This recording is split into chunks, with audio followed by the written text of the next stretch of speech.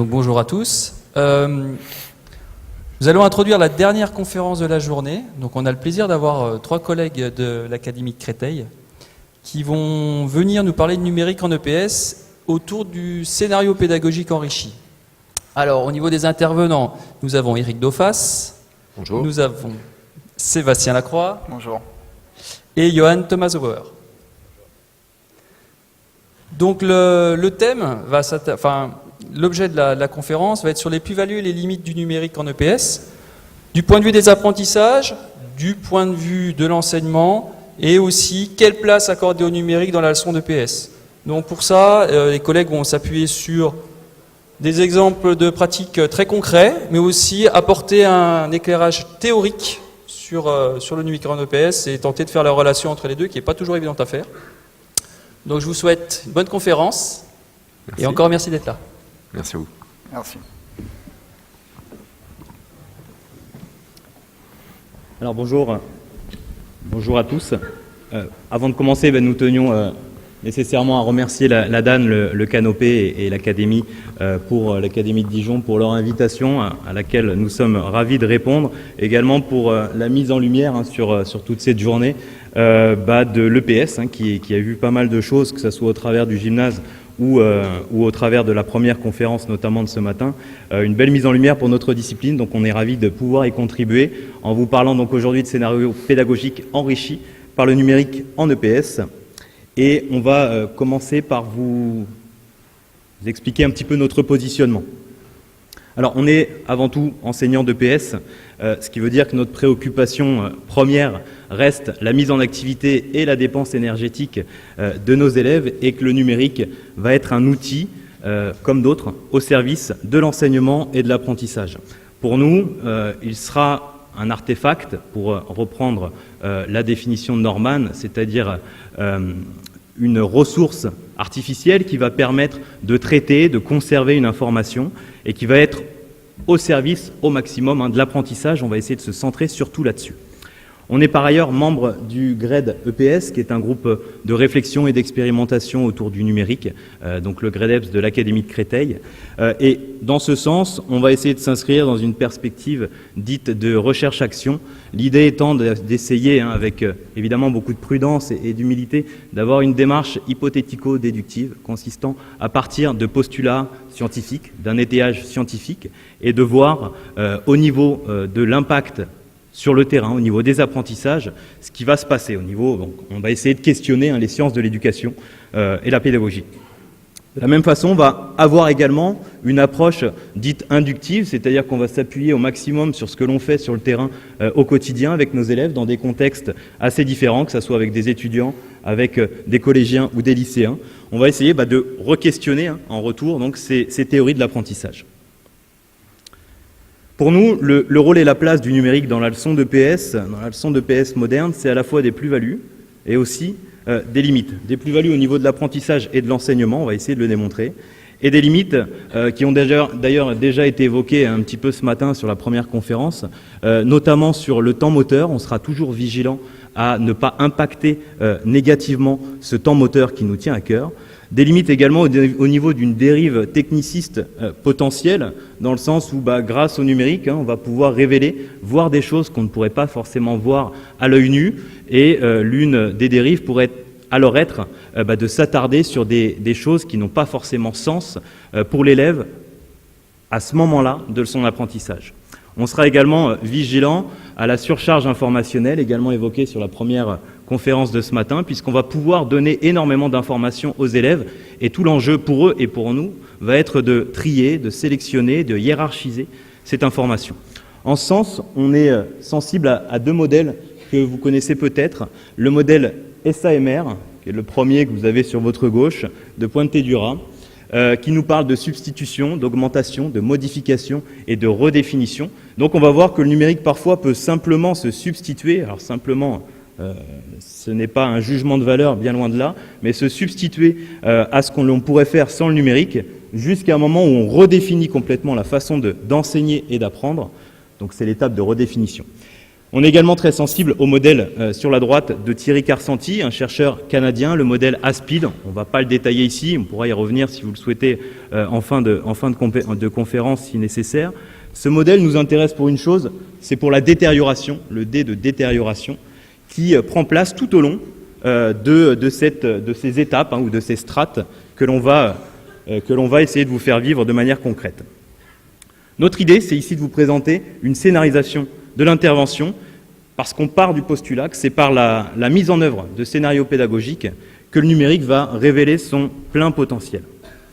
Alors peut-être essayer d'abord de se mettre d'accord sur ce que l'on entend par le scénario pédagogique enrichi, avec cette petite diapo. Alors pour nous, le scénario pédagogique, c'est avant tout un script. Alors pour nous et pour d'autres, on s'appuie également sur des travaux là-dessus. Un script, c'est-à-dire un plan de séance ou un plan de séquence d'enseignement, un déroulé qui est alors préétabli, un projet qui est écrit à l'avance, un script qu'un réalisateur va faire vivre. Le réalisateur, en l'occurrence, c'est l'enseignant, qui va avoir des objectifs, qui va essayer de faire jouer ce scénario. Parfois, il va guider, parfois, il va accompagner, parfois, il va laisser plus ou moins de liberté à ses acteurs. Et donc, les acteurs, nécessairement, ce sont les élèves. On parle, pour un acteur, de jeu d'acteur, on parle d'interpréter un rôle, parfois donc avec sa propre sensibilité. Alors on peut se poser la question, quelle marge de liberté on peut laisser à ces élèves, quelle place on peut laisser à l'improvisation, quelles relations vont s'établir entre ces élèves. On viendra un petit peu sur du socio-constructivisme qui a été abordé juste avant sur la conférence précédente. L'idée, c'est bien de leur permettre de mobiliser des compétences transversales afin d'acquérir de nouveaux savoirs. Toute cette relation, elle prend place dans un contexte qui est défini par un espace, c'est-à-dire un décor, c'est le décor pour rester dans le jargon cinématographique, un décor qui offre des possibilités, une diversité de possibilités d'action. Le numérique va en faire partie, comme d'autres choses, évidemment.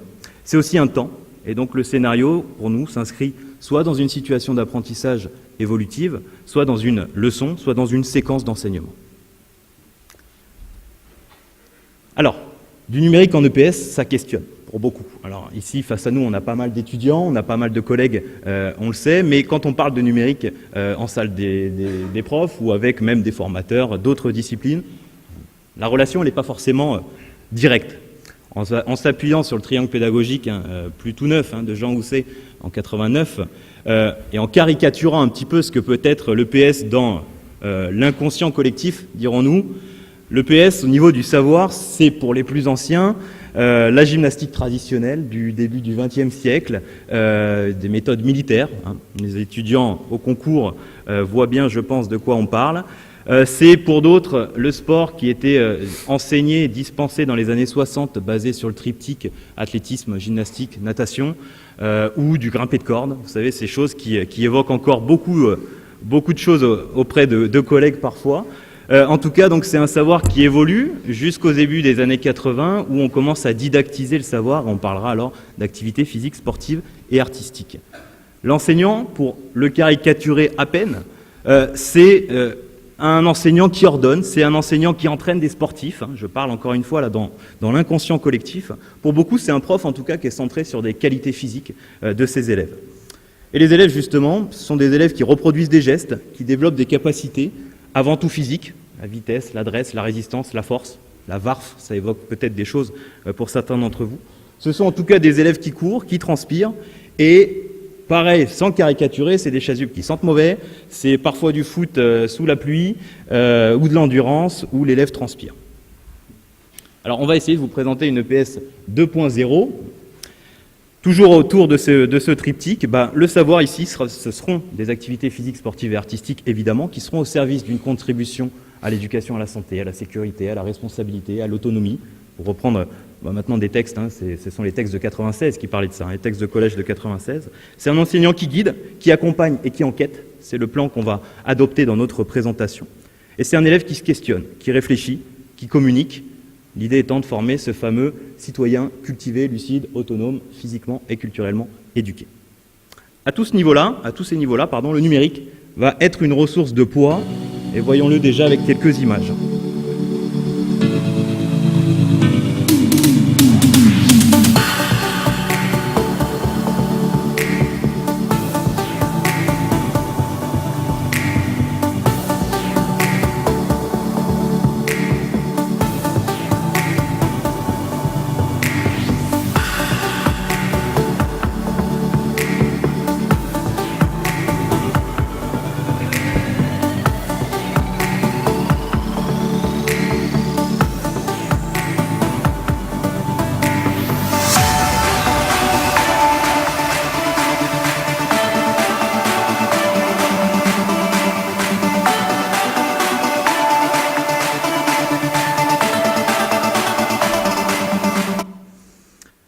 quelle plus-value possible sur le numérique? On les a situés à trois endroits différents. Déjà, on a parlé un petit peu rapidement d'artefacts, dans le sens où on va parler d'un outil artificiel qui est à la base conçu pour conserver, exposer, traiter de l'information.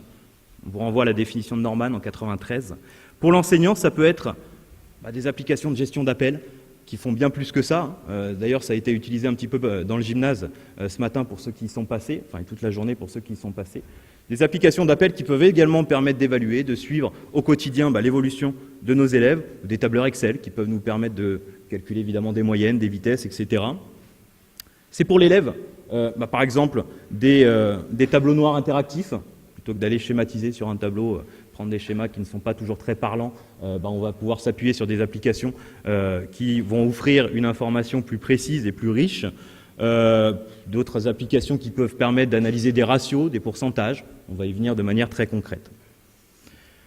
La vraie plus-value pour nous, elle va se situer au niveau du feedback et donc du retour d'information que l'on va donner. Alors on le sait, si la connaissance du résultat, elle est donnée quelques secondes ou quelques minutes après une action, la rétention sera meilleure. On peut donc espérer que l'apprentissage sera meilleur. C'est les travaux de Schmitt et Bala, notamment au début des années 2000. Enrichir le feedback, ça va donc être intéressant à deux niveaux. Au niveau qualitatif, et on parlera ici d'autoscopie. L'autoscopie, c'est permettre à l'élève de se confronter à l'image de son propre corps. Ici, des applications de différé, de vidéo en différé ou d'analyse vidéo vont être d'une grande aide. On en a vu tourner certaines dans le gymnase ce matin sur les différents ateliers qui étaient à ce niveau-là également très riches. C'est aussi un feedback quantitatif, où on va pouvoir envisager par exemple des analyses statistiques en sport collectif, analyser un ratio, analyser notre parcours en course d'orientation grâce à des applications avec l'utilisation du GPS, etc. C'est enfin l'idée de détourner certaines ressources qui ne sont pas forcément pensées initialement pour l'enseignement ou pour l'enseignement de l'EPS. On parle ici de hacking pédagogique. Et nous, c'est un petit peu notre marque de fabrique dans l'Académie de Créteil. On va par exemple utiliser ce qu'on appelle des PowerPoint ou des keynotes dynamiques. Vous en avez ici un exemple sur Acro-EPS, au sein duquel les élèves vont pouvoir naviguer au sein d'un répertoire de pyramides qui leur sont présentés sous la forme de vidéos. C'est donc pour l'enseignant la possibilité de créer assez facilement une ressource dans laquelle l'élève peut naviguer et va pouvoir faire des choix. En allant plus loin, et nous prendrons un exemple très concret aussi là-dessus, nous parlerons de ludification des apprentissages et donc de serious game dans l'idée de rendre pleinement l'élève acteur de son apprentissage. Donc tous ces outils vont redéfinir l'enseignement, vont redéfinir la place et le rôle du prof, et c'est ce que nous allons voir au travers de 3 filtres que Sébastien va vous présenter brièvement, le guidage, l'accompagnement et l'enquête. Voilà, donc comme ça a été évoqué par Johan, on a décidé de prendre des illustrations très concrètes.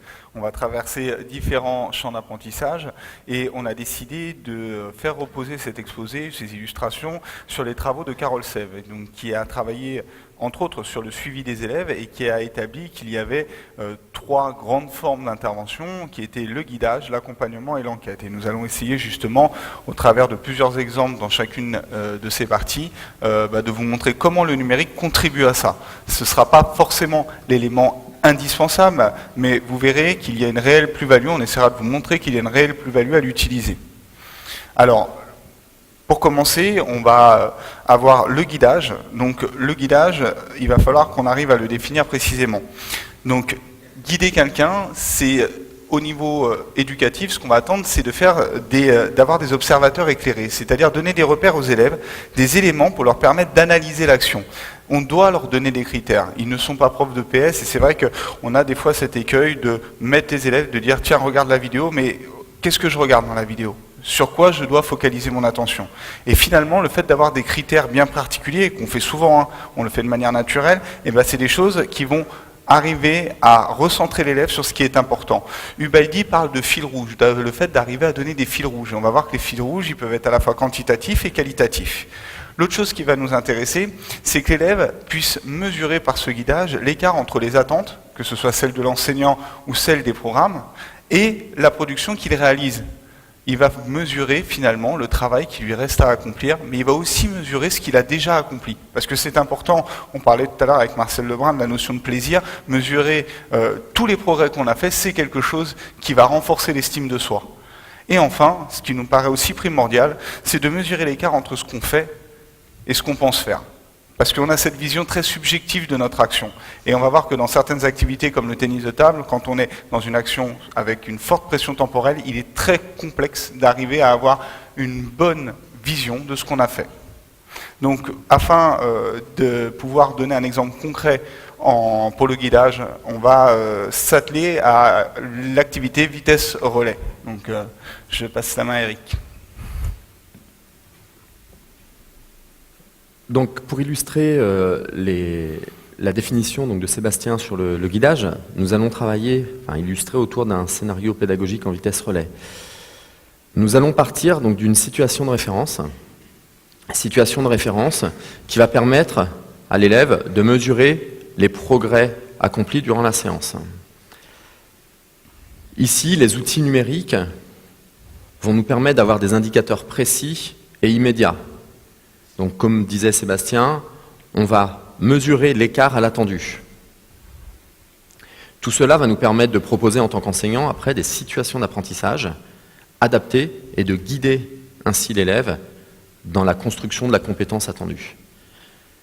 Donc, nous allons partir d'une situation de référence. Donc, c'est un 2 x 30 mètres. Il faudra réaliser la meilleure performance possible avec une transmission en déplacement dans une zone contrainte, zone imposée. Nous allons demander aux élèves d'assumer au sein d'un groupe restreint les rôles d'observateur, de chronométreur et de juge. La zone de transmission fait 20 mètres. Elle fait 20 mètres, ce qui va correspondre à 33% de la distance de course complète. Jusque-là, c'est bon, vous me suivez? Donc, c'est ce que nous allons appeler l'indice de transmission. Le pourcentage du temps passé, le pourcentage de la distance du temps global passé dans la zone de transmission. On va prendre un exemple. Donc, on va prendre un exemple avec donc 2 élèves, Pierre et Emma. Pierre et Emma réalisent donc le 2 x 30 mètres. Ils vont mettre 10 secondes à réaliser le 2 x 30 mètres. Donc pour 60 mètres, 10 secondes. Nous allons chronométrer le temps passé dans la zone de transmission, qui est de 20 mètres. Ils vont passer 2 secondes 8. 2 secondes 8, c'est-à-dire que le témoin passe 28% du temps dans la zone, du temps global de la course, dans la zone de transmission. On va se référer aux différents degrés de maîtrise des nouveaux textes. En établissant des bornes bien précises, on va pouvoir dire que Pierre et Emma ont une maîtrise satisfaisante de nos attendus. Donc pour permettre aux élèves donc de garder une trace et d'avoir cette connaissance immédiate du résultat, nous allons utiliser un tableur. Les élèves vont renseigner le temps global et le temps passé dans la zone de transmission, ce qui va leur donner un pourcentage, donc un indice de transmission. Nous pensons donc que connaître le résultat va permettre de faciliter les apprentissages. Alors il y a même des auteurs qui disent que l'outil le plus puissant vers le progrès, c'est la connaissance du résultat. Ça pourrait être également une source de motivation pour les élèves, se voir progresser. Bien sûr, il faut que cela soit fait à bon escient, au bon moment, et pourquoi pas laisser les élèves le choix du moment précis. Ainsi, donc, nous, dans notre exemple, on va être autour d'une évaluation qui va être dite positive. Tout au long de cette situation de référence que nous allons reprendre et que les élèves vont pouvoir reprendre au fur et à mesure du cycle, il s'agira de décontaminer l'erreur de la faute. Donc de donner à l'erreur un statut d'information et non de sanction. Les élèves vont répéter cette situation, vont se rendre compte qu'il y a des failles, qu'il y a des problèmes, et on va leur apporter les solutions pour qu'ils puissent résoudre ces problèmes-là. Et d'ailleurs, si on s'appuie sur les travaux de Fadi Hadj et Mathias Kielem, les élèves qui font le plus d'erreurs résolvent mieux les problèmes. C'est-à-dire que nous, on va même inciter nos élèves à retester cette situation. Et on espère que le fait d'explorer au maximum ce qu'ils vont faire va leur permettre peut-être d'explorer plus et d'aller plus loin dans leur apprentissage. Alors vous allez me dire, et le numérique dans tout ça? Le numérique dans tout ça, il va permettre de mesurer l'écart à l'attendu. Il va nous permettre également de faire des choses qu'on ne pouvait pas faire ou difficilement à l'œil nu. Ainsi, on va avoir donc la vidéo de toute cette situation de référence. Donc, si on le fait, on pourrait utiliser juste un chronomètre et faire bien sûr tout cela au chronomètre et mesurer donc le temps passé dans la zone de transmission. Il y a un risque d'imprécision. C'est difficile de dévoluer cette tâche-là aux élèves. Et ainsi, donc, pour rendre l'élève acteur un peu plus autonome dans son processus d'apprentissage, on va disposer de 2 tablettes. Donc une tablette qui va filmer la zone de transmission et une tablette qui va, à l'arrivée, qui va chronométrer. On va utiliser donc 2 applications, CoachEyes qui va nous permettre de filmer et de pouvoir chronométrer par la suite, vous allez le voir, le temps passé dans la zone de transmission, et Sprint Timer qui va nous permettre d'avoir un temps global sur la course complète. Et nous allons utiliser donc un ordinateur pour saisir les temps des élèves, et les élèves vont ainsi pouvoir avoir accès aux résultats directement. Alors, en prenant CoachEyes, donc CoachEyes va permettre, donc c'est une application d'analyse vidéo classique, vous la connaissez sûrement. Cette application, elle permet donc de pouvoir regarder des vidéos, comparer des vidéos, pouvoir passer au ralenti, mais va aussi permettre de pouvoir mesurer précisément en temps le temps passé dans une zone de transmission. On va le voir là, à l'image. On déclenche le chronomètre sur l'application au début de la zone de transmission. On passe au ralenti et on voit précisément quand le témoin sort de la zone de transmission, le temps réalisé complètement dans cette zone de transmission. Ce qui va nous permettre après de corréler ça au temps global et d'avoir donc cet indice de transmission précis. Alors, Sprint Timer. Sprint Timer, pareil, c'est une application qui commence à être beaucoup utilisée par les profs de PS. Donc c'est une application qui permet de se rapprocher d'un temps électrique. Alors on dit ça aux élèves, mais finalement on ne se rapproche pas d'un temps électrique. On va juste limiter les incertitudes, notamment l'incertitude de l'arrivée. On va pouvoir chronométrer plusieurs élèves à la fois. On va pouvoir donner précisément à l'élève un temps au 10e près. Bien sûr, il y a toujours l'incertitude du départ, hein, parce qu'on va relâcher sur l'application. Alors il y a différentes façons d'utiliser, on peut utiliser un sifflet pour déclencher et tout, mais nous, dans le cadre de notre scénario pédagogique, les élèves déclenchent manuellement en relâchant, et par contre, l'arrivée est filmée. Donc ça donne des images qui sont relativement claires. On voit précisément le temps que font les élèves. Ça, d'un point de vue culturel, c'est super important de dire aux élèves, oui, chaque concurrent de la course va avoir un temps précis.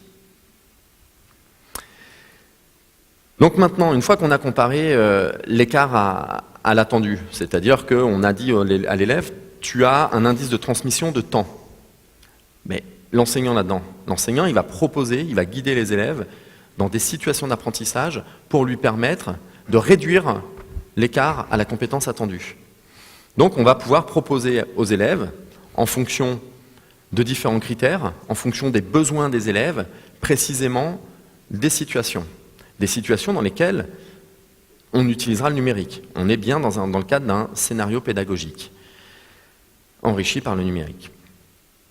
Donc en l'occurrence, là, dans la situation qu'on pourrait proposer aux élèves, donc le but, ce serait de transmettre le témoin en fin de zone à pleine vitesse. On a comme prérequis que les élèves ont des vitesses équivalentes et ont acquis le fait que si je bouge mes marques, ça va avoir une incidence sur mon positionnement, ma transmission. Donc on va chercher à harmoniser les vitesses du receveur et du donneur en fin de zone. On l'a vu d'ailleurs ce matin, on est passé ce matin dans le gymnase numérique, Et il y avait des illustrations autour de ça. Donc on va utiliser une application qui s'appelle BAM Video Delay, ou sur Android Video Coach Évaluation, et une fiche d'analyse critériée. L'idée, c'est pas de laisser l'élève face à cette application, c'est de l'accompagner, de le guider tout au long de son observation. On va demander à l'élève de repérer la zone de transmission parmi les 3 zones identifiées. Difficile à faire quand on n'est pas spécialiste, quand on n'a pas l'œil expert de l'enseignant. Donc l'élève, il va pouvoir à un moment donné dire zone 1, zone 2, zone 3, ça va me rapporter 1, 2, 3 points. Les élèves vont passer 8 fois et vont cumuler un certain nombre de points. On se dit, parce que c'est bien de fixer des critères précis aux élèves, qu'à 24 points sur 30 possibles, ça atteste de la réussite ou non de ce qu'on souhaitait qu'il atteigne. Pardon. Alors, dans un deuxième temps, une fois que tout ça c'est automatisé, transmission en fin de zone, on va pouvoir aller vers une motricité encore plus fine. Alors là, on s'adresse à des élèves qui ont énormément évolué. Pas forcément à du cycle 4. Là, on bascule, on est sur du niveau 3 en lycée. Et donc, on va essayer d'envisager une transmission du témoin en 3 foulées. C'est une preuve d'expertise en relais. Alors la difficulté de faire ça, c'est bien entendu qu'il va falloir que l'élève puisse repérer que la transmission s'effectue en 3 foulées. Alors on va le voir. Donc là, c'est une première vidéo qui permet, en utilisant donc l'analyse différée, la vidéo différée, de voir s'il y a une transmission en fin de zone. Et ensuite, pour aller un tout petit peu plus loin, donc ils vont répéter plusieurs fois, pour aller plus loin, on va pouvoir s'intéresser, grâce à une application d'analyse vidéo, à cette transmission en 3 foulées.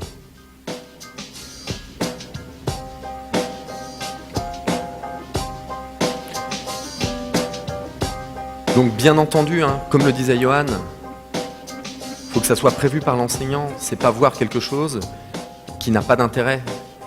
Donc ça s'adresse à des élèves précisément sur une individualisation précise, et on ne va pas forcément le faire avec tous. Donc bien, ensuite, quand l'élève est passé sur les différentes situations d'apprentissage, il va repasser sur la situation de référence. Et il va se remesurer à celle-ci pour mesurer l'écart à la compétence attendue. Et puis, c'est une boucle, et il va recommencer et on va réutiliser d'autres situations pédagogiques.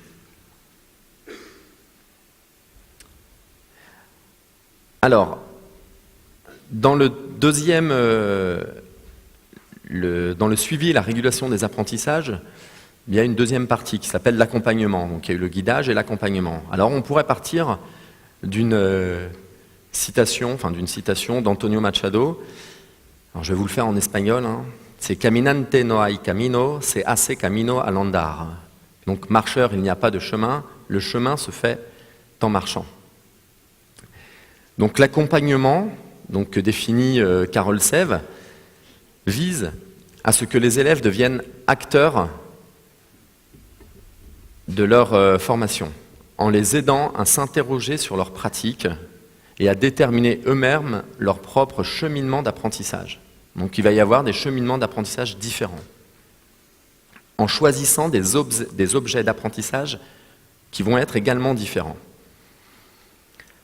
L'enseignant, il n'est plus seulement un expert dans la lecture de la motricité des élèves, ni seulement un concepteur, c'est aussi celui qui va baliser plusieurs itinéraires d'apprentissage, en vue d'atteindre, bien sûr, les compétences visées, et cela de manière différente. Donc nous allons illustrer cet accompagnement à travers 2 APSA, le tennis de table et le hand. Donc en tennis de table, l'activité nous a paru intéressante parce que par rapport à ce qu'a évoqué Eric, on va essayer de rendre l'élève acteur et on va essayer d'individualiser les parcours.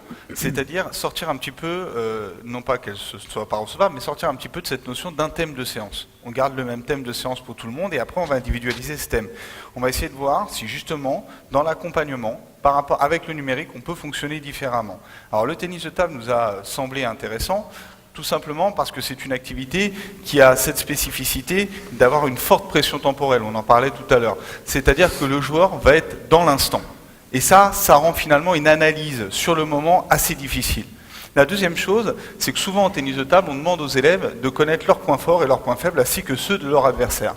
Et ça, pareil, quand on est dans l'instant, arriver à être dans l'analyse, c'est encore plus compliqué. Et mesurer l'évolution de ce rapport de force. Ces trois critères-là n'ont pas été choisis au hasard. On se réfère aux anciennes, parce que là les nouveaux textes bac sont sortis, mais aux anciens textes bac qui demandaient justement à l'élève, avec un protocole précis, il jouait un set. À la fin du premier set, on arrêtait le match, on lui demandait c'est quoi tes points forts, c'est quoi tes points faibles, pareil pour ton adversaire, et alors, qu'est-ce que tu vas faire dans le deuxième set pour essayer de le battre? C'est quelque chose où quand on n'est pas pongiste, c'est foncièrement très difficile. Donc nous, dans l'accompagnement, on s'est demandé comment on pouvait donner des billes à l'élève, cette expression donner des billes à l'élève pour qu'il puisse analyser ça, avoir des observables, avoir des critères bien particuliers, et en plus, il faut que ces observables, l'élève puisse facilement les identifier, les manipuler. Et après, avec ces observables, essayer de progresser. Parce que avoir des statistiques, c'est une chose, mais savoir ce qu'on va en faire après, sur quoi ça débouche cette analyse statistique, ça c'est autre chose. Et c'est là où le scénario pédagogique va rentrer en jeu. Alors pour ça, on va utiliser une application qui s'appelle Tennis de table observation. Tennis de table observation est une application qui permet d'analyser les matchs en termes de statistiques. Pour commencer, nous allons choisir 2 joueurs, puis nous allons pouvoir localiser les points marqués. Donc nous allons pouvoir dire si le point est intentionnel ou non, marqué en coup droit ou revers, le type de coup utilisé, les effets utilisés et le nombre d'échanges réalisés, ainsi que la localisation du dernier rebond.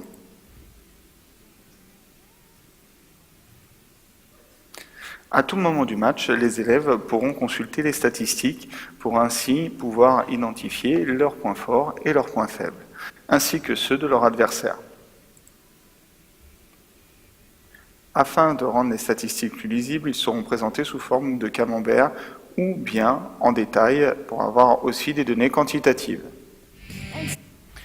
Donc là, on va bien partir finalement de relevés statistiques. Vous avez vu, il y en a beaucoup. Hein. On n'est pas obligé de tous les utiliser. Le prof peut très bien dire au départ, on va se concentrer sur un critère, sur le deuxième, sur le troisième, et puis au fur et à mesure en rajouter et aiguiser l'œil de l'élève. Donc là, les élèves vont avoir accès à leurs statistiques. Moi, je vous propose de parler du petit Christophe. Le petit Christophe, c'est un élève, en fait, il arrive à faire durer les échanges. Il n'a pas de problème. Il va faire des échanges relativement longs. Et sa deuxième caractéristique, c'est qu'il arrive à bien conclure dans la diagonale coup droit. Donc généralement, quand il joue face à un droitier, dans le coup droit de son adversaire. Donc c'est sa caractéristique, c'est son point fort, ce qui va constituer aussi quelque part son point faible. Et on va voir comment il va avoir un cheminement pour essayer de se construire finalement un projet de jeu qui correspondra à ses qualités, mais aussi à ce qu'il ambitionne. Parce qu'il n'y a pas simplement ce qu'on sait faire, mais il y a ce qu'on va savoir faire. Donc là, pour ça, on va faire appel à une autre application. Donc là, l'élève Christophe a ses statistiques, il a son plan de jeu. Maintenant, on est sur le et qu'est-ce qu'on en fait? Tennis de table projet est une application qui propose différents thèmes de travail aux élèves. Ces derniers pourront, au regard de leur choix, avoir accès à 3 situations d'enseignement de difficulté croissante. Une fois l'exercice sélectionné, ils pourront visionner une vidéo qui leur expliquera les consignes.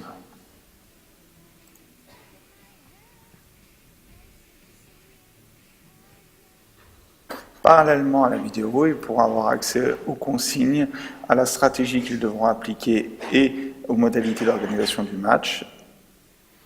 Ils pourront aussi mettre en place des critères d'évaluation quantitative grâce à l'application multicompteur. Il leur sera expliqué comment paramétrer celle-ci efficacement. Donc on a Tennis de table projet qui fonctionne, c'est un diaporama interactif comme vous avez pu en voir dans le gymnase connecté tout à l'heure, et c'est là où finalement l'individualisation des parcours va rentrer en jeu. C'est-à-dire que chaque élève, en fonction de l'analyse qu'il a réalisée, va se dire quel projet je vais prendre. Et là, mon petit Christophe, il a un gros problème. Il se retrouve face à Julie. Et Julie, son point fort, c'est son coup droit. Alors lui qui renvoie tout dans la diagonale coup droit, pour le coup, elle est assez contente puisqu'elle arrive à conclure les échanges rapidement. Donc sa tactique tombe relativement mal, ses caractéristiques tombent mal. Donc là, il va choisir finalement dans les bulles du haut, celle qui correspond le plus à ses besoins. Et là, ce qui va correspondre à ses besoins, c'est arriver à déplacer son adversaire. Il se dit, si j'arrive à placer mes balles un peu à droite, à gauche, finalement, j'arrêterai de la mettre dans de bonnes conditions. Si c'était pas le petit Christophe et que c'était le petit Mathieu ou un autre élève, le choix aurait été différent et le thème de la séance pour cet élève-là aurait été différent. Et c'est ça qui va nous intéresser, c'est qu'en fait, la séance va correspondre aux besoins de l'élève. Donc une fois qu'il a choisi sa bulle, il va, si on suit les petites flèches, il va s'orienter vers la situation, et là il en a 3. Et là on a joué sur le facteur culturel, hein. Une raquette en forme de médaille de bronze, médaille d'argent, médaille d'or, donc on rentre un peu ce phénomène culturel des médailles qu'on peut gagner, que ce soit à l'UNSS ou que ce soit lors de grandes compétitions internationales, ça parle relativement bien aux élèves. Et après, il se voit proposer une situation. Cette situation d'enseignement, en fait, ce qui va nous intéresser, c'est cette capacité des élèves à être autonomes, à s'auto-évaluer. C'est-à-dire qu'ils vont avoir, pour eux, des consignes qui vont leur être délivrées. Donc là, quand ils vont cliquer sur les consignes, ils vont avoir automatiquement accès à l'organisation du match. Donc comment je mets le match en place, parce que ça c'est important pour eux, comment on s'organise, à la stratégie qu'on attend d'eux, donc qu'est-ce qu'on attend dans la situation comme finalement mise en œuvre tactique, et les consignes. Mais ça ne suffit pas. Pour que l'élève puisse s'auto-évaluer de manière cohérente, il faut aussi lui donner ces fameux indicateurs, en faire cet observateur éclairé qu'on évoquait déjà dans le guidage. Et là, on va faire appel à une autre application qui est multi-compteur. Donc c'est un simple compteur, hein, on tape sur les boutons, ça s'incrémente et on peut le paramétrer. Et donc les élèves vont toujours avoir affaire à cette application-là. Donc ils ont cette routine de fonctionnement qui va être bien ancrée au fur et à mesure que le cycle va se dérouler. Et là, à Christophe, on va lui dire, c'est simple. L'exercice, donc, c'était d'arriver à mettre la balle sur les côtés de la table, et on va lui dire, je veux moins de 40% dans la zone centrale de la table. Donc, il va paramétrer multicompteur pour arriver à ce résultat-là. Avoir moins de 40%. On va lui donner ce fil rouge-là, on va lui donner cet objectif-là, et il va falloir qu'il arrive à l'atteindre. Donc, finalement, on va être sur quelque chose d'assez systémique. Tout ça va former un cercle. On a ces statistiques. Par rapport à ces statistiques, on peut avoir accès aux statistiques de son adversaire. Et là, on va choisir une bulle. On va se dire, là, je vais travailler tel projet de jeu. Je ne vais pas en travailler un autre, je vais travailler celui dont j'ai besoin. Je vais donner cette corde-là à mon arc. Cette nouvelle corde, par moment, à mon arc, parce que des fois, ils ne l'ont pas dès le départ. Et une fois que je l'ai, je vérifie si j'ai bien acquis. J'ai un moyen de vérification, d'auto-évaluation, et je retourne au match. Et là, sur ce match, je peux voir si j'ai changé mes statistiques, si ça a été efficace ou non. Et je peux voir après quel nouvel objectif je vais me donner, puisque le cours ne s'arrête pas là. Voilà, donc là maintenant on va parler d'un exemple en handball sur la même thématique de l'accompagnement.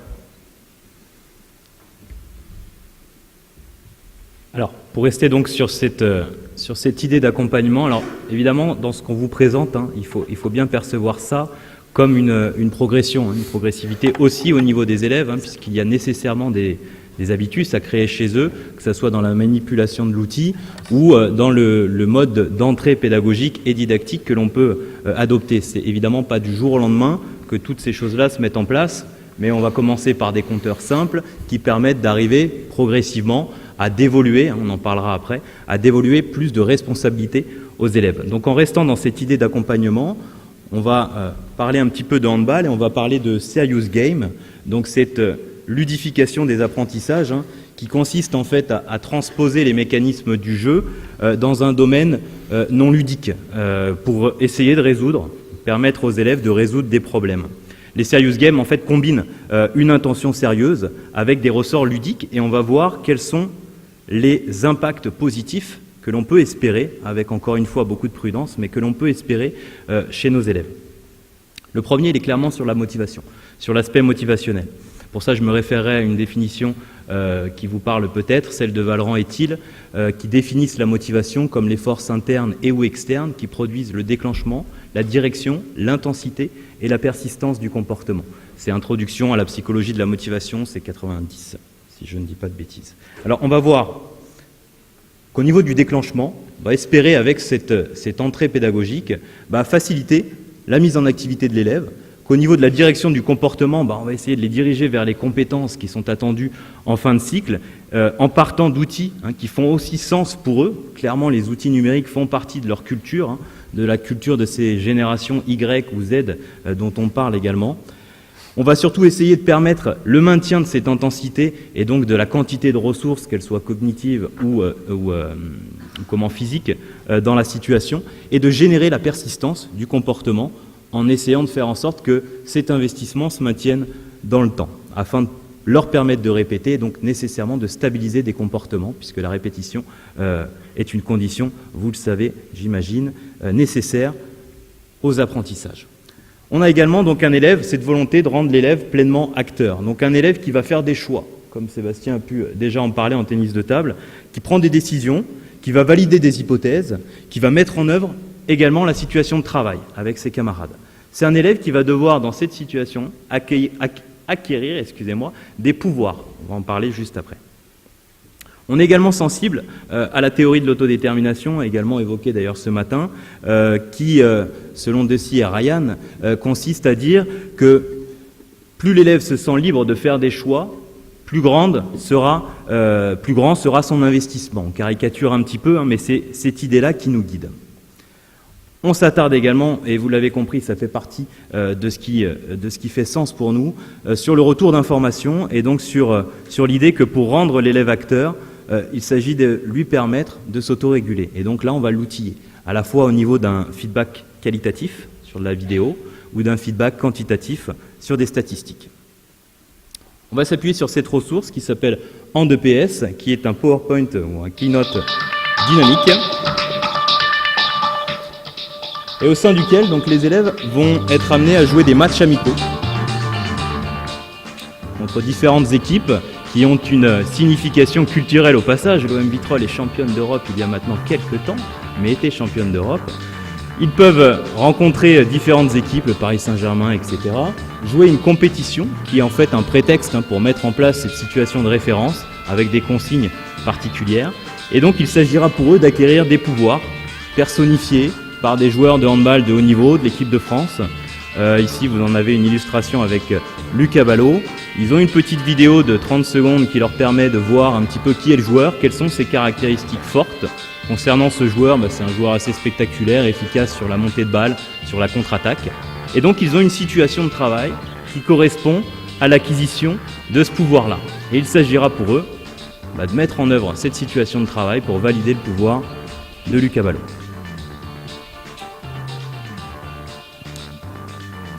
Dans notre première étape, les élèves vont donc prélever des indicateurs et formuler des hypothèses. On parlera ici de feedback quantitatif. Alors avec plusieurs applications, celle qu'on utilise assez régulièrement, c'est APTB ou IPTB, selon l'OS sur lequel vous êtes, qui consiste donc à prélever le nombre de possessions, le nombre de tirs ou le nombre de buts réalisés par l'équipe. Donc on a différents indicateurs, ces 3 indicateurs, qui vont permettre aux élèves d'arriver à un recueil statistique assez fourni, voire trop fourni. Vous avez un exemple ici. Et tout l'enjeu également sera pour l'enseignant, évidemment, de focaliser sur les critères qui paraissent importants, qui guident votre cycle, votre séquence d'enseignement. En tout cas, la mise en relation de ces indicateurs va être intéressante à différents niveaux. Elles sont également traduites en termes de pourcentage. S'il y a des collègues du primaire dans la salle, ils me contrediront si je dis une bêtise, mais dans le cycle 3, le programme de mathématiques parle de la nécessité pour les élèves de maîtriser des pourcentages simples, 25, 50, 75 ou 100%. Voilà une belle occasion de mettre ça en œuvre et en acte sur le terrain et de se mettre en relation avec le collègue de mathématiques, dans le cadre, pourquoi pas, d'un EPI, même si c'est un petit peu moins à la mode en ce moment, mais en tout cas, nous, on est particulièrement convaincus par l'intérêt de ces travaux interdisciplinaires, quel que soit le titre qu'on puisse leur donner. Et donc, on va partir de ce feedback quantitatif. On va inciter les élèves à formuler des hypothèses et donc adopter cette démarche hypothético-déductive. On formule des hypothèses ensemble qu'on va mettre à l'épreuve du terrain pour essayer de voir quelles sont les difficultés ou la difficulté prioritaire de notre équipe. Par exemple, si le rapport possession-tir montre des difficultés à se placer en position favorable de marque, exemple, l'équipe aurait 20 possessions et parviendrait à tirer 4 fois, c'est peut-être vers la montée de balle, et donc le pouvoir de Lucas Ballot, que vous avez pu voir déjà illustré, qu'il serait intéressant de se tourner. Là, vous l'avez compris, on laisse une marge de liberté importante à l'élève, qui va pouvoir peut-être se tromper, mais c'est un parti pris aussi. Parce qu'après, nous, on va essayer de réguler ça avec lui, mais ce qui nous intéresse, c'est bien cette démarche active de la part de l'élève. Ce qu'il est important également de signaler, c'est qu'il y a des échanges nécessairement qui vont se créer entre les élèves, qui vont devoir discuter. qu'est-ce qu'on a réalisé, quels sont nos problèmes rencontrés, comment essayer de remédier à ces problèmes. On parle ici de confrontation socio-cognitive ou de conflit socio-cognitif, ce sont les travaux de Doise et Muni. Et donc cette idée de dire que l'apprentissage, pour reprendre Vygotsky, l'apprentissage il est avant tout social. On parle de socio-constructivisme. Les sociales, donc tous les échanges qui vont se créer entre les élèves nous intéressent. Ils nous intéressent parce qu'ils peuvent permettre de faciliter certaines acquisitions. Alors, pour que ce conflit ou cette confrontation socio-cognitive soit efficace, il faudra quand même être prudent sur certains points. La première chose, c'est la composition des groupes. Avoir une hétérogénéité au niveau des groupes, c'est intéressant, mais il faudra qu'on soit vigilant au leader, qui n'est pas toujours positif, vous le savez bien, et donc au fait que l'un ne prenne pas le pas sur les décisions collectives. Il s'agira aussi d'instaurer un climat favorable à l'échange, avec une bienveillance que l'enseignant va essayer de mettre en œuvre au sein de son cours. Il s'agira que les élèves aient certains prérequis au niveau argumentaire également, qu'ils soient capables de s'exprimer, de convaincre. Pourquoi pas envisager aussi un travail là avec l'enseignant de français. Et il va falloir leur laisser du temps. Éviter des accords de façade. On se met vite d'accord et puis on passe à la suite. Donc leur laisser un petit peu de temps pour que cette prise de position fasse sens. Le prof ici, qu'est-ce qu'il fait ? Il accompagne. Il accompagne, ça veut dire qu'il permet aux élèves de s'interroger, qu'il va les aider, les guider dans leurs choix, quitte à les simplifier au départ. Ça peut être des choix binaires, soit vous travaillez ça, soit vous travaillez ça. Avec mes sixièmes, je ne vais pas travailler évidemment de la même façon qu'avec mes terminales S. À ce niveau-là, donc le prof accompagne. Alors, petite illustration.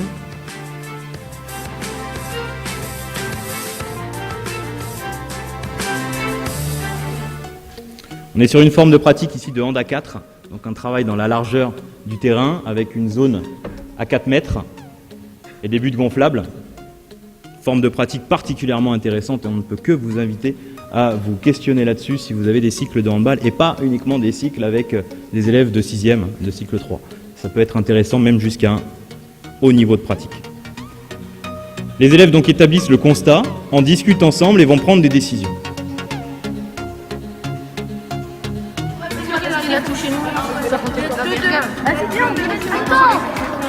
Ouais, la défense. Oui, la défense. Parce qu'en fait, à chaque fois qu'on marque un but, ils reviennent et ils marquent. Dans notre seconde étape, il s'agira donc d'acquérir des nouveaux pouvoirs. Alors, les pouvoirs, c'est des franges de ma compétence, c'est les franges de la compétence attendue pour mes élèves. Et pour ça, donc, on va faire le choix de dévoluer la responsabilité des apprentissages, partiellement, aux élèves. La dévolution, c'est un concept de Brousseau, plus tout neuf, des années 1986. C'est l'acte par lequel l'enseignant fait accepter à l'élève la responsabilité de son apprentissage et accepte lui-même en retour la responsabilité de ce transfert. On va essayer de permettre à l'élève de conquérir une autonomie. Et ça, forcément, c'est un processus. Comme tout à l'heure, ça ne va pas se faire du jour au lendemain, mais le processus de conquête d'une autonomie est au centre ici de notre fonctionnement et notre dispositif pédagogique. Et enfin, on est toujours guidé par cette idée d'autodétermination et au fait de donner ce sentiment de liberté aux élèves qui font des choix, et parfois pas les bons. On en est conscient aussi.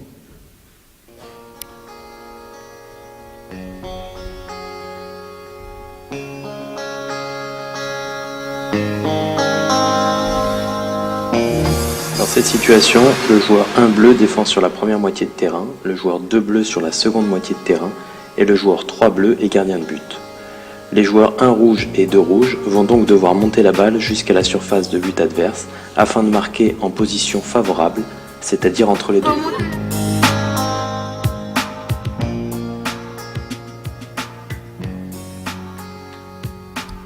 Donc ils ont la situation sur la tablette, à eux de la mettre en œuvre. Évidemment que le travail d'accompagnement du prof est réel, que ce n'est pas forcément une situation confortable pour l'enseignant, que toutes mes équipes ne travaillent pas la même chose en même temps, d'où l'utilité à un niveau matériel également du travail sur du hand à 4, puisque je vais pouvoir tracer 2 voire 3 terrains sur un vrai terrain de hand, ce qui va permettre à mes élèves de faire des choix en fonction de leurs besoins, comme vous l'avez compris dans notre démarche. Dans notre troisième étape, les élèves enfin vont tester ces pouvoirs.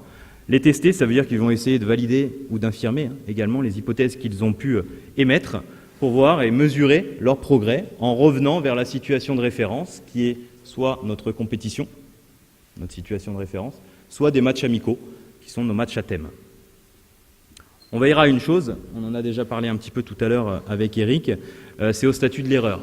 Il s'agit bien d'être vigilant sur le fait de protéger l'estime de soi des élèves, puisque comme on le dit et le redit, oui, ces élèves-là peuvent se tromper dans leur choix. C'est peut-être pas les plus pertinents qu'ils vont faire, peut-être qu'ils ne vont pas en mesurer les progrès immédiatement, mais il est important, et là je m'appuie sur Stigler et Ibert, il est important de considérer les erreurs comme le signe d'une construction en cours des savoirs. Et donc forcément, le fait de passer par des erreurs, c'est aussi ce qui me permet d'apprendre. Et nous serons donc vigilants à ce niveau-là, à comment cette erreur va être perçue par l'élève.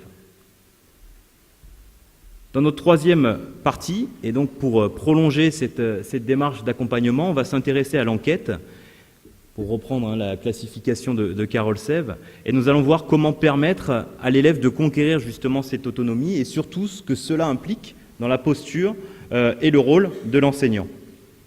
Alors l'enquête, pour essayer de la définir brièvement, qu'est-ce que c'est ? C'est accéder au monde propre des élèves lorsqu'ils sont engagés dans une activité d'apprentissage. Ça veut dire qu'on va essayer de s'intéresser aux sensations, aux émotions, aux ressentis, essayer de comprendre pourquoi ils vont faire ce choix-là, et on va donc aller au-delà des comportements observables, de ce que je peux voir sur mon terrain de sport co, ou de ce que je peux voir dans ma salle de tennis de table, ou de ma salle de cours.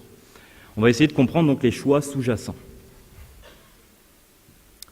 L'enseignant, ici, il est dit proscriptif. Ça veut dire qu'il délimite le champ des possibles. Il va définir l'espace au sein duquel l'élève navigue, l'espace au sein duquel cet élève peut faire des choix. Et à ce niveau-là, une observation dite empathique a une réelle importance. L'idée, c'est bien d'approcher, encore une fois, le ressenti, les sensations, les émotions, les expériences que vont vivre ces élèves. Dès que possible, nous mettrons alors en place, des espaces dits de débriefing. Nous reprenons également les propos de Carol Sève. Ces espaces-là, au sein de ces espaces-là, on va essayer de faciliter, déjà de permettre, et de permettre les échanges et de les faciliter. Alors on va prendre deux exemples pour terminer, donc deux illustrations et deux scénarios pédagogiques, l'un en danse et l'un en course de durée. Alors, pour la danse, c'est vrai que ça fait faire un peu le grand écart par rapport à la danse. Par contre, se prête très bien à l'enquête. Cette notion de prendre en compte les sensations des élèves, de rentrer dans leur monde propre, on va voir comment on peut lier ça finalement avec du numérique qu'on a tendance à cataloguer comme une analyse très quantitative. Donc des chiffres, des indicateurs. On va voir justement si on ne peut pas utiliser ces outils numériques d'une manière un petit peu différente, avec une philosophie par moment un petit peu différente, et on va revenir un peu sur le statut de l'erreur. Donc là, voir comment finalement le monde de l'élève va être un point de départ, et comment le rôle proscriptif de l'enseignant va avoir tout son sens, puisqu'il va définir un cadre d'évolution pour l'élève. Alors, la première chose, c'est qu'en fait, les élèves, on va se servir du numérique pour leur permettre de se voir, pour leur permettre d'adapter leurs pratiques, et de se synchroniser. Donc c'est souvent les grandes thématiques, des choses qu'on retrouve lorsqu'on fait une activité artistique, c'est souvent, les besoins des élèves sont souvent là-dedans. Et puis l'autre chose qui va nous intéresser plus particulièrement, ça va être l'évaluation. Comment, on ne va pas vous donner les critères, mais comment on peut organiser une évaluation qui sera profitable aux élèves. Et ça, on s'est dit qu'il y avait deux questions qu'il fallait se poser pour nous, entre autres, choisir quand se faire évaluer, et enfin choisir par qui se faire évaluer. Parce que ça, c'est deux choses qui sont assez importantes. On va les développer. Donc, pour ces deux questions, on s'est dit, c'est la première chose qu'on allait faire, c'était par rapport à l'enquête, comment on allait situer l'évaluation. On s'était dit que pour que ça soit intéressant, il fallait que l'évaluation, elle puisse être sollicitée à tout moment. C'est-à-dire arrêter finalement cette organisation qu'on a eu tous à un moment, allez, vous travaillez pendant la séance, et puis à un moment, on va se mettre autour du praticable ou de la zone dédiée aux chorégraphies, on va regarder la chorégraphie, on va faire une analyse tous ensemble de la chorégraphie, où généralement on a quelques élèves qui prennent la parole, toujours un peu les mêmes, et puis après on va rentrer au vestiaire avec souvent nos problèmes qu'on retravaillera la semaine prochaine, et s'il n'y a pas les vacances, heureusement la semaine prochaine s'il n'y a pas les vacances, sinon dans 3 semaines. Donc on s'est dit, est-ce qu'on ne peut pas finalement fonctionner un petit peu différemment et remettre un petit peu l'évaluation d'une manière un petit peu plus positive là-dedans. La deuxième chose, c'est choisir ses évaluateurs. Parce que être évalué par ses pairs ou être évalué par le prof, c'est quand même pas pareil. Et ça, les élèves le ressentent bien. Et enfin, définir les critères à évaluer, parce que quand on passe devant tout le monde, on n'a peut-être pas envie d'avoir une appréciation générale. Des fois, on a besoin d'avoir juste un retour sur une chose, une seule et unique chose, ou sur deux choses. Et on n'a pas besoin d'avoir une interprétation de l'ensemble de la chorégraphie. Donc, la première chose, c'est choisir quand se faire évaluer. Donc arrêter, comme on a dit, hein, cette organisation qui est finalement assez commode, pour aller sur un principe d'évaluation positive. Pouvoir être évalué plusieurs fois par séance. Pouvoir valoriser les acquis. Et considérer que l'erreur est un point de départ. Donc là, on va prendre l'exemple de 3 élèves, Céline, Fabrice, Franck, qui ont leur petit groupe de chorégraphie. Et eux, en fait, ils se rapprochent de l'évaluation et ils vont avoir besoin de travailler un petit peu dans l'urgence. Ils ont besoin d'avoir un retour très rapide dans la séance sur une chose, ce qui les intéresse, c'est leur contact. C'est les contacts dans la chorégraphie, ils ne se sentent pas très à l'aise sur ce critère-là, et donc ils veulent avoir un avis rapide dès le début de la séance pour pouvoir après définir un thème de travail et pouvoir s'organiser. Donc on va délimiter dans le gymnase un espace de démonstration. Les élèves vont rentrer dedans, et là ils auront aussi le choix. Ils pourront choisir qui va les évaluer. Donc dans ce choix de qui va les évaluer, eh bien, ils vont faire appel à ils peuvent faire appel à 3 personnes. La première personne, c'est le prof. Ils peuvent demander au prof de venir, le prof vient, les évalue au regard d'une grille qui concerne que les contacts, si c'est les contacts qui les intéressent. Ils peuvent aussi demander à leurs camarades, dire à 1 ou 2 groupes qui sont à côté, voilà, vous venez nous évaluer, on n'a pas besoin de toute la classe, sur ce coup-là on n'a pas forcément besoin du professeur, on a surtout besoin d'avoir un avis rapidement. Donc venez nous évaluer. Et la troisième chose, c'est peut-être aussi s'auto-évaluer. Et c'est vrai qu'on a dit que ça n'avait pas le même sens pour les élèves. Mais passer devant le groupe classe, quelque part, ça a sa violence. C'est difficile à accepter pour les élèves. Mais s'auto-évaluer, c'est jamais évident. Un jour, mettez-vous dans cette situation, on est là. Parlez devant un groupe de personnes et regardez-vous en vidéo. Entendez le son de votre voix, c'est jamais agréable, même sur les vidéos de famille, c'est pas quelque chose qu'on aime beaucoup. Et dites-vous que pour les élèves, se voir en vidéo dans une activité en plus qu'ils maîtrisent moyennement pour certains, c'est vraiment pas évident. Et ça, c'est quelque chose qui s'apprend finalement. Et quand on se voit, on se dit, j'ai pas envie que toute la classe me voit tout de suite danser. Donc, on se dit aussi qu'il y a une progressivité là-dedans. Donc, où sont les outils numériques là-dedans? Ce qui va nous intéresser, c'est d'utiliser une application qui a été présentée ce matin, cet après-midi dans le gymnase, c'est IDOCO. Alors, IDOCO, à la base, c'est une application qui sert à faire l'appel pour le suivi des élèves. Et en fait, cette application a aussi une autre fonction, c'est qu'on peut rentrer dedans une grille de compétences. Donc on peut remplir, comme vous le voyez sur la gauche, des petites cases. Donc on va définir, là j'ai défini 3 niveaux, on pourra en définir 6, 10, 15, hein, c'est vous qui voyez. Et en fait, les élèves vont pouvoir cocher au fur et à mesure ce qu'il y a dedans. Donc dans l'organisation, ce qui nous semble intéressant, c'est qu'il n'y ait pas qu'une seule grille pour la classe sur les contacts, c'est qu'il y ait une grille de contacts qui sera faite par les élèves en auto-évaluation, une grille sur les contacts qui sera faite par les pairs, et une grille de contacts qui sera pour le professeur. Et les élèves pourront donc comparer les 3, parce que c'est ça qui nous semble aussi intéressant. C'est nous, on s'auto-évalue comme ça, le prof nous voit plutôt comme ça, mes camarades me voient plutôt comme ça. Pourquoi ? Pourquoi finalement il y a cette différence ? Et là, on va essayer d'argumenter, on va essayer de comprendre justement cette différence de jugement. Et là, on va aussi rentrer dans ce travail qui est toujours assez complexe de former le juge, de former le spectateur. Et ça, c'est des choses qui ne sont pas forcément évidentes. Et par justement cette confrontation des évaluations, ça va servir. Deuxième avantage, c'est que les élèves vont pouvoir voir, parce que là, on a fait les grilles pour les contacts, mais il y a les grilles aussi pour l'utilisation de l'espace, il y a les grilles pour toutes les thématiques qu'on peut mettre derrière la danse. Et quand ils vont arriver vers la fin du cycle, ils vont se dire sur quel item notre chorégraphie a besoin d'être retravaillée. Donc qu'est-ce qu'on va choisir maintenant de travailler, de parfaire, pour que notre chorégraphie elle corresponde finalement à ce qu'on a voulu transmettre au public. Donc, on va vous présenter rapidement IDOCO pour ceux qui ne connaissent pas. IDOCO est une application qui permet de gérer vos classes. Vous pourrez aisément y rentrer vos élèves et noter leur présence, leurs notes et avoir des rapports d'activité sur leur présence. Il sera aussi possible de remplir l'agenda, de faire des notes et d'établir un plan de classe. Il sera également possible de travailler sur des tableaux de compétences. Nous allons donc préparer des grilles avec les items que les élèves doivent valider.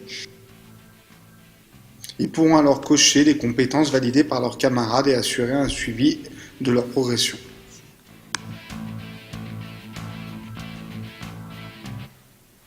Donc une fois qu'ils ont ces évaluations, en fait, ce qu'on a voulu dans l'étape suivante, c'était redéfinir un petit peu l'espace. C'est-à-dire pas forcément dire aux élèves, vu que vous avez ça, vous devez faire ça. L'enquête, c'est justement ça. Ils vont devoir aussi être amenés à faire des choix. Et dans une activité artistique, ça a un sens. Donc là, on va redéfinir l'espace et on va définir 3 zones d'activité. La première visera à les aider à se synchroniser, la deuxième à se voir et la troisième à s'adapter. Et ils vont aller sur les ateliers dont ils ont besoin. Le premier atelier, se synchroniser, en fait, visera à mettre en place un miroir numérique, un miroir numérique à l'aide simplement de la caméra de la tablette. On met la tablette sur un trépied et à partir de là, les élèves vont mettre juste la caméra qui diffuse en direct et elle va se projeter sur un mur, sur un écran. Les élèves vont donc pouvoir se voir, se synchroniser. Toutes nos salles ne sont pas équipées de miroirs. C'est très difficile, des fois on fait ça dans des gymnases, et justement ça peut être un outil pour pouvoir se synchroniser. Pour le deuxième endroit, la deuxième zone dédiée, ce sera se voir, celle qu'on voit là. C'est-à-dire que là, les élèves, ils vont essayer justement de comparer. Si les contacts ne vont pas, on revient à nos 3 élèves, si les contacts ne vont pas, c'est tel contact qui pose problème, ils vont le filmer. Après, ils vont filmer d'autres contacts qu'ils pourraient utiliser et ils vont les comparer.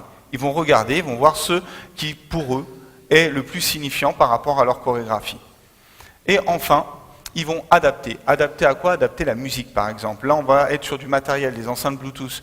Donc les élèves vont pouvoir les prendre. Les enceintes Bluetooth, ça ne fait pas une musique qui inonde le gymnase. Ils vont pouvoir travailler justement dans un petit espace sans gêner leurs voisins.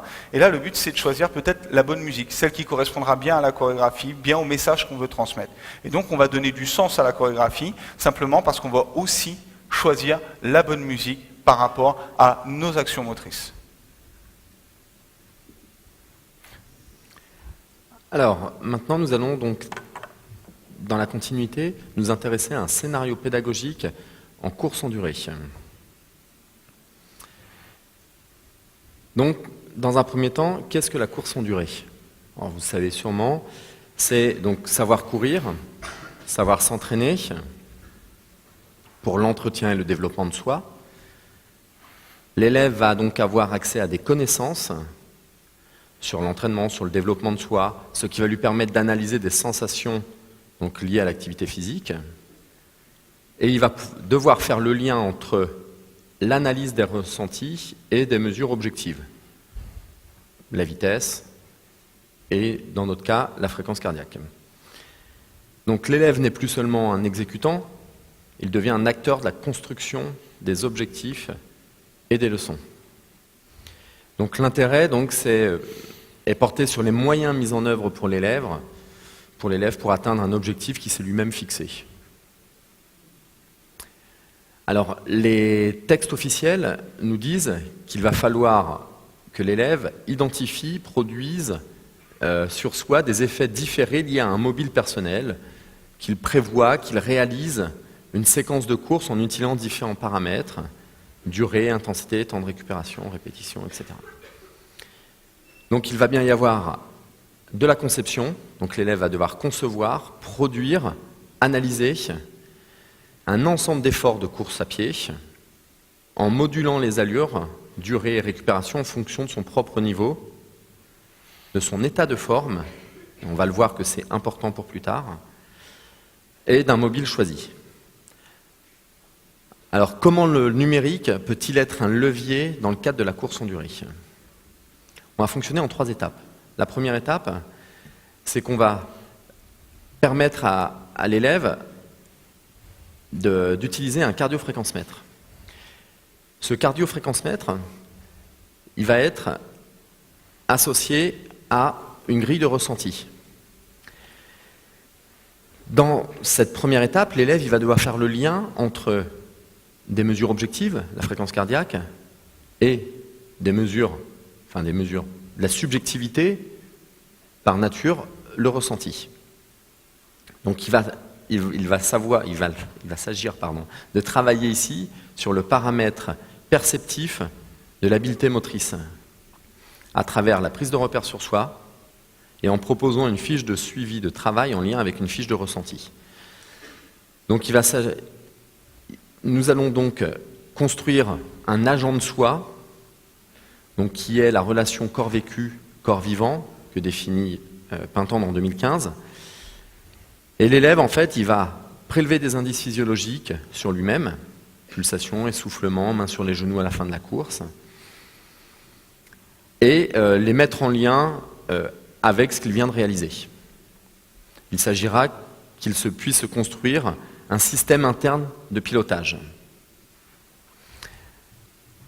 Alors on va le voir sur cette vidéo. Donc on voit effectivement donc, des élèves qui sont sur le dispositif traditionnel de la course en durée et qui, à chaque fin de répétition, viennent renseigner sur une tablette à la fois leur fréquence cardiaque et également leur ressenti. Donc on utilise des cardiofréquencemètres à lecture optique, qui sont des cardiofréquencemètres au poignet, ce qui nous permet de nous débarrasser de la ceinture thoracique et de tous les problèmes qui vont avec. Donc la tablette, elle est dans une zone de débriefing, on l'a définie tout à l'heure, et on va garder une trace de l'activité de l'élève qui va nous permettre par la suite donc, de dialoguer avec l'élève, de le questionner sur ce qu'il a ressenti et sur les relevés précis, objectifs du cardiofréquencemètre. Bien entendu, l'enseignant, là, il va devoir créer un climat de confiance. Le climat de confiance qui va être favorable à l'expression des ressentis de chacun. Dans une deuxième étape, alors là, on va passer un cap. Qui dans la salle a un bracelet connecté, une montre connectée ou est simplement tout connecté? Personne? Il y en a 2, 3 là-haut. Si, il y en a. Alors, dans cette étape-là, donc, on va utiliser des bracelets connectés. On va utiliser des bracelets connectés et on va les mettre en lien, je vous parlais tout à l'heure de l'état de forme de l'élève avant la séance, on va le mettre en lien avec les ressentis avant la séance. L'idée, ça va être de permettre à l'élève d'identifier à la fois, lui, ce qu'il ressent avant la séance et ce que lui donne de façon objective, on va le voir que ça a ses limites, le bracelet connecté, d'un point de vue du sommeil, de l'exercice physique réalisé, à quelle intensité il le réalise, etc., etc. Alors là, on passe un cap. On passe un cap quant à notre organisation pédagogique, puisqu'on va prendre en compte ce que fait l'élève en dehors de l'école, et notamment les impacts de son mode de vie. Mais on est toujours dans l'essence de la course en durée. On est dans l'essence de la course en durée, puisqu'on demande à l'élève de prévoir son état de forme avant la séance. Alors ici, on est dans le cadre d'une expérimentation qui va nous permettre d'individualiser les parcours des élèves, donc le cheminement des élèves, et qui va, on va le voir après, donner un autre trajet d'apprentissage aux élèves. Alors là, j'entends, ça va susciter des interrogations, cette expérimentation-là. Alors, on laissait les interrogations, c'est d'un point de vue du matériel. Là, on est dans le cadre d'une expérimentation particulière, en lien avec le prof de SVT. On est en classe de seconde. C'est tout à fait le programme de la SVT, c'est un projet d'établissement. Et puis, la limite, mais qui nous intéresse, c'est qu'on va éduquer l'élève à prendre du recul par rapport à ces objets connectés.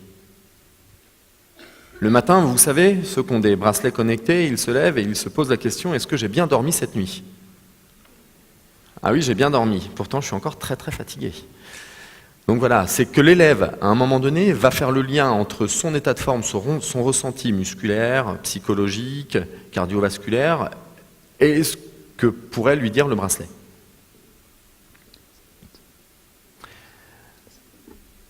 Donc voilà, donc on a les élèves qui ont une séance tous ensemble, et puis on va enquêter sur l'impact du mode de vie des élèves et lui proposer un chemin différent, un chemin d'apprentissage différencié. Alors la troisième étape. La troisième étape, on passe encore un cap là. Donc on passe un niveau supplémentaire. En tant qu'enseignant de PS, je me suis toujours interrogé sur la question de notre impact sur l'éducation à la santé des élèves. Quel impact je peux avoir sur l'éducation à la santé de mes élèves? Ici, donc, dans le cadre de notre illustration, on va toujours utiliser les bracelets connectés, mais par contre, on ne va pas les utiliser pour une classe complète ou un petit groupe d'élèves, on va les utiliser pour une dizaine d'élèves dans l'établissement, un élève par classe. autour des élèves en situation de handicap, en vue de proposer donc une éducation, une véritable éducation à la santé. Bien sûr, là on n'est pas médecin, on n'est pas dans le milieu paramédical, donc c'est un travail qui va être en lien avec le CESC de chaque établissement, c'est un projet d'établissement toujours, et on va travailler de concert avec le corps médical, le corps paramédical. Alors on va prendre un exemple concret sur EPS et obésité. On sait approximativement qu'il y a 15% des élèves qui sont en surpoids. On va prendre un élève type Alexandre, que j'ai eu en classe, qui a une IMC massive, qu'on caractérise aussi de morbide, supérieure à 40, 1m80, 130 kg. Alexandre, il souffre d'apnée du sommeil, il arrive fatigué en cours, en permanence. Il a une insuffisance cardiaque catégorisée de classe 3, c'est-à-dire qu'il a des grosses difficultés à l'effort physique, sur l'activité physique. Par contre, au repos, tout va bien. Donc moi, en EPS, aïe, compliqué. Il a une prise en charge médicale par un cardiologue, par un médecin traitant, médecin scolaire, infirmière. En EPS, moi, je lui proposais une EPS adaptée. Mais j'ai du mal à faire avec, ça ne me satisfait pas, simplement. Donc l'EPS adapté, lui, en l'occurrence pour le bac, il va faire de la marche endurée. On va utiliser un cardio, et on a acheté un petit cardio qui fait oxymètre.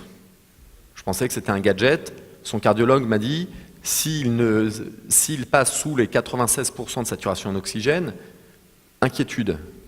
Donc en gros, il faut toujours veiller à ce qu'il soit au-dessus. Lui se gère très bien là-dessus. Et on va utiliser donc le bracelet connecté. Le bracelet connecté, il va permettre à l'élève, donc on va lui laisser un certain temps. En l'occurrence, là, c'était une vraie expérimentation, on lui a laissé quasiment toute l'année. Et puis, il travaille avec son cardiologue, avec son médecin traitant, et bien sûr avec nous. Le prétexte, ça a été la course en durée au début, et puis ça s'est prolongé. Et on a vu le nombre de pas que faisait donc Alexandre tout au long de sa journée. Il est parti, il faisait 4000, 5000 pas dans la journée. Alors il avait toujours ses problèmes de sommeil et tout, hein, il est sous assistance respiratoire la nuit. Alors là, vous pouvez voir qu'il y a une zone de débriefing encore, on en a parlé tout à l'heure. Il y a un vrai accompagnement et les élèves sont très bien encadrés avec des coachs. Et puis notamment la prise de fréquence cardiaque est assez fréquente. Donc là, on voit les résultats d'Alexandre en fin d'expérimentation. On voit la date samedi 22 avril, 12 887 pas. Alors pour ceux qui ont testé ça, c'est déjà pas mal. Hein. Moi, c'est une journée classique, je suis entre 10 000 et 12 000 en tant qu'enseignant de PS. Donc c'est-à-dire que lui, il partait sur quelque chose qui était une contrainte pour lui, et le fait d'avoir mis en place ce dispositif a permis de l'engager un petit peu plus dans l'effort et dans l'activité physique. Alors, on va conclure. Alors, bien entendu, cette présentation de 3 formes n'épuise pas les nombreuses formes que peuvent prendre le suivi et la régulation des apprentissages de la part des enseignants. Il sera peut-être nécessaire donc de changer, de combiner, d'alterner et de ne pas se contenter juste des guidages, accompagnements et enquêtes. Notamment par rapport aux réactions de l'élève.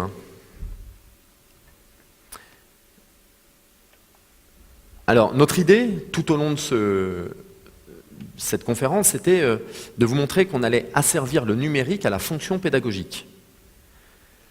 Alors nous, on a travaillé sur un scénario pédagogique. L'idée de scénario pédagogique enrichi par le numérique. Bien sûr, on est avant tout enseignant de PS. On s'est dit que le numérique, à un moment donné, permettait peut-être une plus-value sur les apprentissages. On n'oublie pas, et c'est, je pense, essentiel, que l'enseignant va être un passeur culturel. Passeur culturel pour guider l'élève à faire les choix dans ce qu'on appelle en ce moment l'obésité informationnelle qui nous entoure.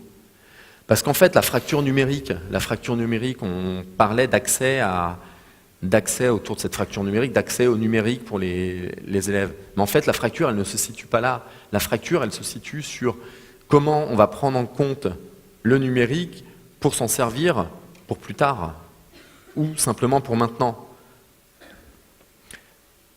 Alors, on entend depuis quelque temps, alors on l'a toujours entendu, hein, Marcel Lebrun l'a évoqué également, alors le pédagogisme. Là, en ce moment, récemment, j'ai encore entendu à la radio, on va arrêter avec tout le pédagogisme qui entoure l'école. Il y a même donc un chercheur qui parlait de technopédagogisme. Pour lui, le numérique est nuisible à l'acquisition des fondamentaux, fait perdre le goût de l'effort et met en péril le métier d'enseignant. Alors vous, qu'est-ce que vous en pensez suite à cet exposé? Est-ce que nos élèves, ils ne sont pas dans le goût de l'effort, là? Peut-être. Ça, c'est adapté à chaque élève, à chaque classe. Marcel Lebrun évoquait également l'innovation. L'innovation, le principe même de l'innovation, c'est qu'il y a une incertitude derrière. C'est-à-dire qu'on ne sait pas, quand on innove, si ça va fonctionner ou pas. Peut-être que ça ne va pas fonctionner, peut-être que ça va fonctionner. Donc oui, il faut innover. Ça ne fonctionnera pas tout de suite. On va essayer essayer, comme disait Marcel, de faire en sorte que ça se propage un petit peu, et puis persévérer. On entend également beaucoup de vives critiques sur le fait que les pédagogues se font plaisir. Mais oui, et moi je suis bien content de me faire plaisir, parce que voir un enseignant se faire plaisir avec ses élèves, c'est quand même quelque chose d'assez rare, ou pas, et continuons à nous faire plaisir et à innover. Je vous remercie. Merci. Merci. 1h15. 1h15. Alors merci beaucoup pour votre intervention. On a encore un petit peu de temps si vous avez des questions plus précises pour revenir sur certains points, demander des éclaircissements, revenir, voilà. Donc est-ce que dans la salle, des personnes auraient des questions à poser à nos intervenants? Ah oui, il y a des questions. Je vois pas trop les mains. Tout en haut.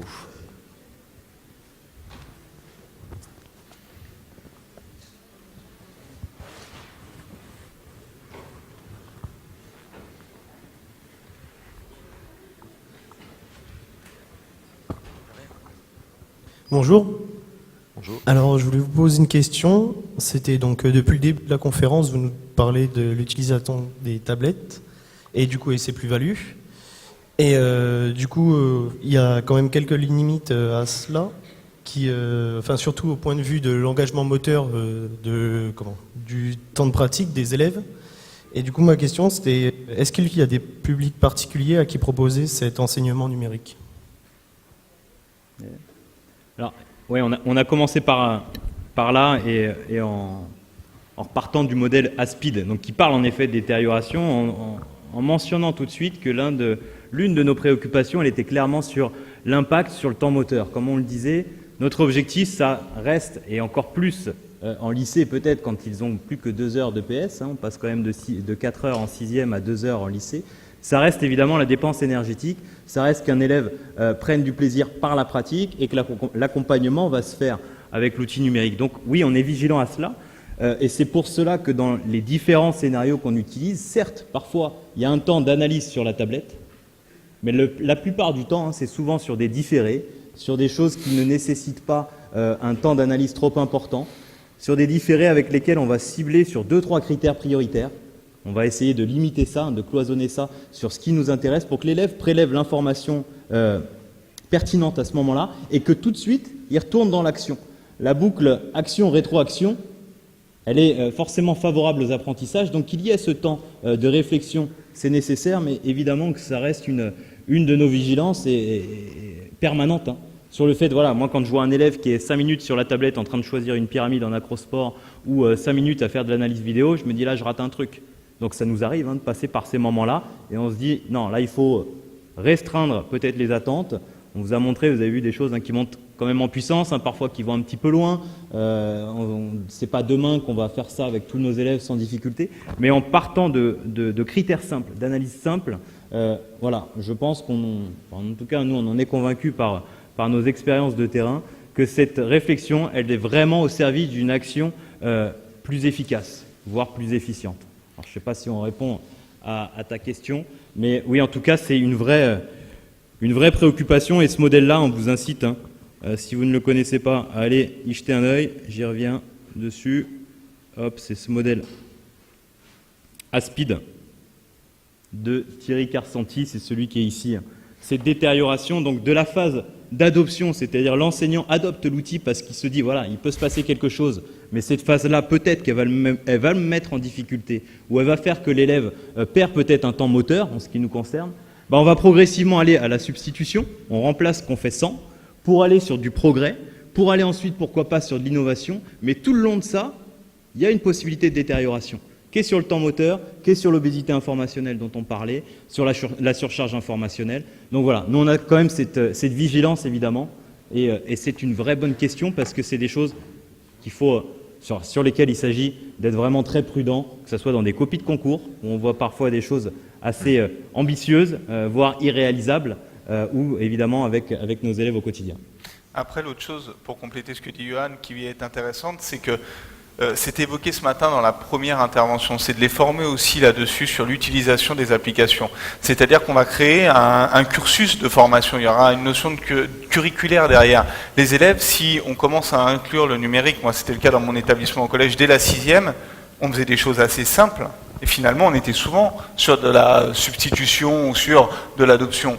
Ou du progrès par moment. Mais au fur et à mesure que les élèves montaient en niveau, on pouvait rajouter justement des petites choses supplémentaires parce qu'en fait, ils avaient une certaine dextérité dans le maniement de l'outil technologique, dans l'analyse vidéo, et quand ils arrivent en 3e, ils savent super bien s'en servir. Ça va très vite quand on leur demande de prendre une vidéo, d'aller dans la librairie, de l'analyser, de la noter, de la sauvegarder. Vu qu'ils y ont été formés pendant 4 ans et qu'on n'a pas non plus modifié beaucoup les outils, quand on prend un outil d'analyse vidéo, on essaie de garder le même, moralité, quand ils arrivent en 3e, ils sont très efficaces dessus. Donc il y a aussi cette notion, on va les former petit à petit, on va pas mettre le numérique d'un coup en arrivant un jour en disant allez, aujourd'hui 15 tablettes pour tout le monde et on travaille. Mais comme la roulade avant se construit, l'utilisation du numérique se construit. On parle souvent de numérique éducatif, c'est deux mots qu'on accole. Nous, on avait paraphrasé une phrase de Maurice Baquet, 1942. Le sport a des vertus, mais des vertus qui s'enseignent, etc. Ça, vous connaissez. Pour nous, le numérique est éducatif. N'est pas éducatif en lui-même, il le devient. Donc le sport n'est pas éducatif en lui-même, il le devient, c'est ce que Maurice Baquet nous expliquait. De la même façon, le numérique n'est pas éducatif en lui-même, il le devient. Et il s'agit bien de se poser ces questions-là, plus-value potentielle sur l'apprentissage moteur. Et là, il y a très peu de travaux scientifiques avec des protocoles établis, c'est très compliqué. Donc encore une fois, on a beaucoup de prudence sur ce qu'on avance ici. Merci. Avons-nous d'autres questions ? N'hésitez pas. C'est pas tous les jours qu'on les a en face de nous. Non. Ils n'ont rien compris ou pas ? Pas de questions. Ou ça a été très clair. On continue à répondre à la question. Alors. N'hésitez pas, vraiment. Il commence à être tard aussi. Oui, je pense aussi. Pas d'autres questions ? Sur ce, on va conclure cette présentation. On vous remercie chaleureusement. Je pense qu'on peut encore les applaudir une dernière fois. Merci à vous. Merci de votre attention.